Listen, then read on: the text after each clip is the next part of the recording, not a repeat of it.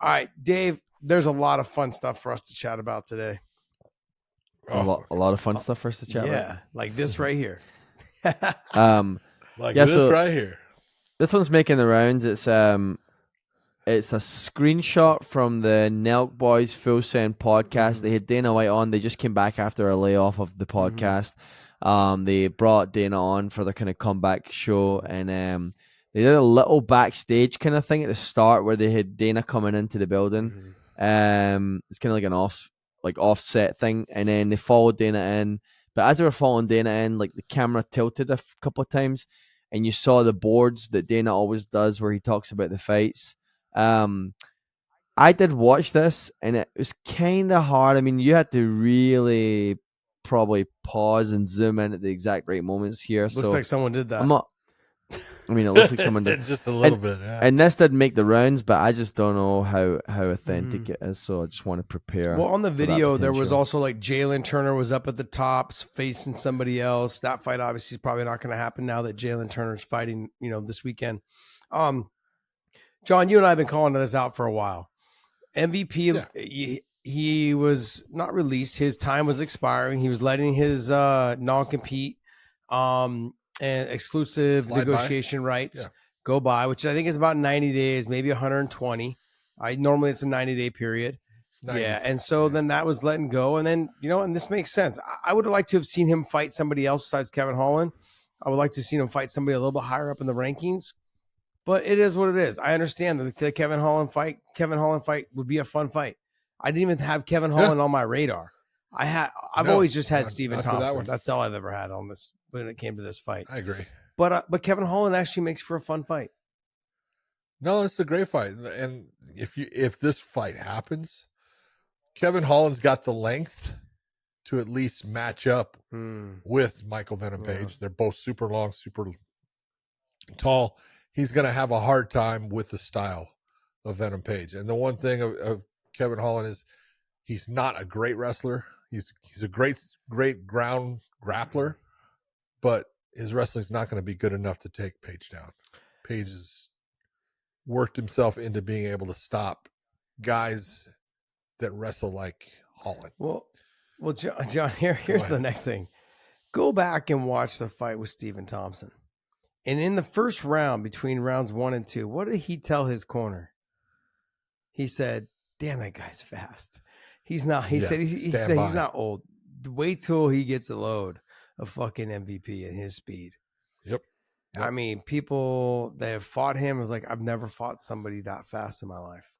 It's like, it was frightening. They said it was frightening to fight someone that fast. Yeah, all of a sudden the video game that you're so used to with the speed element, all of a sudden someone kicked it up 3 notches, and it's at an entirely different pace and speed. And it's like, whoa, how is he covering that much distance that fast? I'll give you an example. Imagine being in the little league and the guy's throwing the pitch, and then all of a sudden you go right to being in the pros.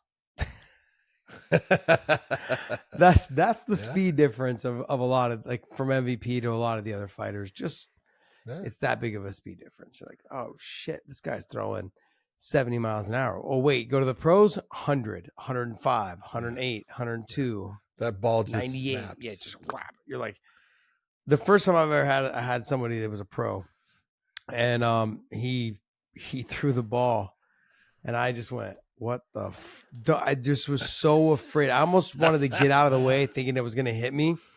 And it was only because it was traveling so fast at me, I couldn't even tell if it was like in the lane of hitting me. The best part is, what was the sound like? Because that's the part that gets you. You just hear it. You hear this sizzle. There's an actual sizzle and a thwack. And it's like, hold it. Did that go by me? I didn't see it. There's a video of a female who's catching her boyfriend. I think it's her boyfriend. And he's, I don't know if he's a pro or if he's a call it, but man, I was surprised that she was able to catch him. He was, and not to take anything away from her, but you could just tell she was like, I can only handle like 10 to 15 throws. And then after that, I'm done. It makes sense. It makes sense. But I'm like, damn, you could just hear it goes, it's like, flap. I was like, oh man, that's just crazy. The speed of Michael Venom Page is going to be a problem. If he thought 40-year-old Stephen Thompson was fast, yeah, it's going to be a little nasty. All right, we're going to find out if he utilizes that wrestling. But it'll be interesting. I actually like the matchup. I think it's a great matchup. Fun fight. Yeah. A little bit of the trash talk back and forth too. Then we're going to get into it at the weigh-ins. Yeah, they both. I think they know what they're doing. UFC knows what they're doing when it comes to that fight. Yes, they do. All right, next. All right, in that same podcast, Dana White was talking about the Chandler Conor situation. They were asking about Conor fighting next year.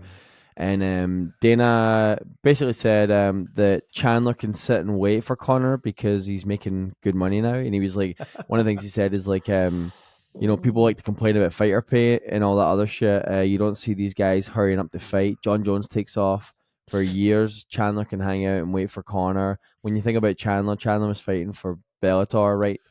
Now Chandler can just sit around and take his time and wait for Conor, however long it takes. So these guys are all good in positions where they can wait for the right time, right fight. Okay, I got one word for that.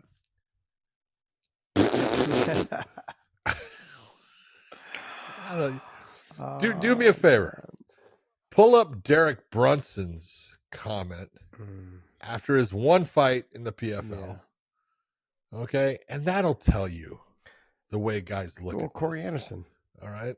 Corey Anderson going to Bellator. Phil Davis. That will tell you what really is happening.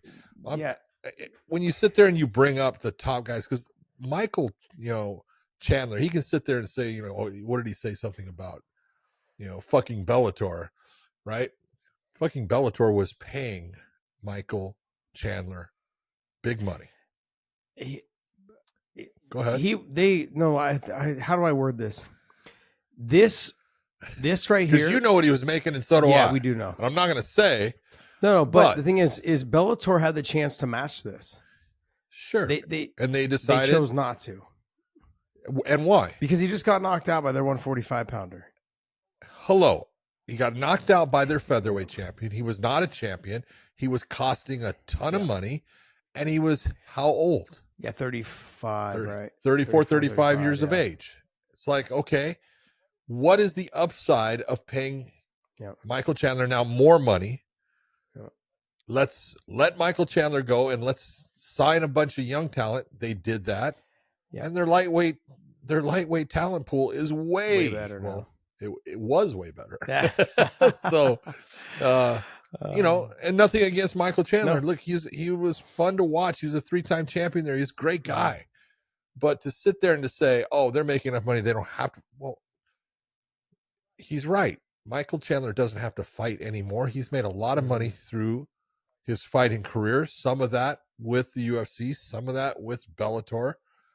But it's not like, oh, the UFC is paying all these guys so much money that they don't have to worry about ever fighting and stuff. Yeah, he's using the wrong person. Like he said, Conor McGregor. Yes. I mean, Conor's worth $400 to $600 million. Like it doesn't matter what the fuck he does. Conor doesn't have to fight ever. So there's that.